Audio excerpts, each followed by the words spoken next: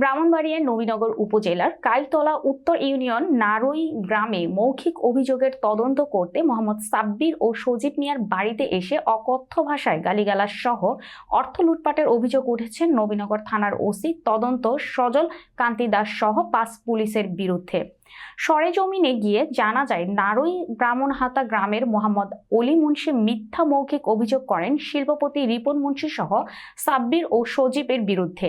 মঙ্গলবার সকালে সেই মৌখিক অভিযোগের তদন্ত করতে আসেন নবীনগর থানার ওসি তদন্ত সজল কান্তি দাস সহ 5 পুলিশ সদস্য। ওই সময় সাব্বির মিয়ার বাড়িতে গিয়ে বাড়ির গেট ভেঙে প্রবেশ করে সাব্বিরকে বাড়িতে না পেয়ে অকথ্য ভাষায় গালাগালি সহ ঘরের ভেতরে প্রবেশ করে অর্থ লুটপাট করেন এবং সজীব মিয়ার বাড়িতে গিয়েও অকথ্য ভাষায় গালাগালি করেন। সাব্বির মিয়ার ভাই মোহাম্মদ শাহিন মিয়া বলেন, আমি সকালে ঘুমিয়েছিলাম, এমন সময় 6 জন পুলিশ বাড়ির গেট ভেঙে ঘরের ভেতরে প্রবেশ করে আমার ভাইকে খোঁজাখুঁজি করেন। তাকে না পেয়ে আমার ভাইকে নিয়ে অশ্লীল ভাষায় গালাগালি করে এবং ঘরে থাকা 4,63,000 টাকা লুট করে নিয়ে যায়। সজীবের আম্মা বলেন, সকালে সর্বোচ্চ বিচারের দাবি আমি করতে দেব, সাথে আমার যারা আছে গ্রামে পাড়াপড়শি যারা আছে সবাই এটার দাবি করতেছে।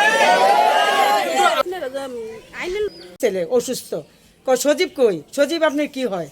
আমি কই সজীব তো বাড়িতে না, সজীব বাড়িতে থাকে না। কই কোথায় থাকে? আমি কই তো ব্রাহ্মণবাড়িয়া থাকে। কালকে কয়টার দিকে বাড়িতে আসছে? আমার ভালো বন্ধু বলতেছে যে তুমি আমি নবীনগর আসতে এটি বলা তো ঠিক না। ওরা যদি কোনো অপরাধ করে তাই তো ওরা ইয়া করেন। এই রুমে তদন্ত মানে উল্টা ফাল্টা লাগাই দিছে, এটা হেডা দুপুর দাপুর মানে লাগাই দিছে। এমনি কি আপনাদের বিরুদ্ধে কোনো অভিযোগ বা মামলা? না, আমরা বিরুদ্ধে কোনো অভিযোগ নাই। ঠিক আছে।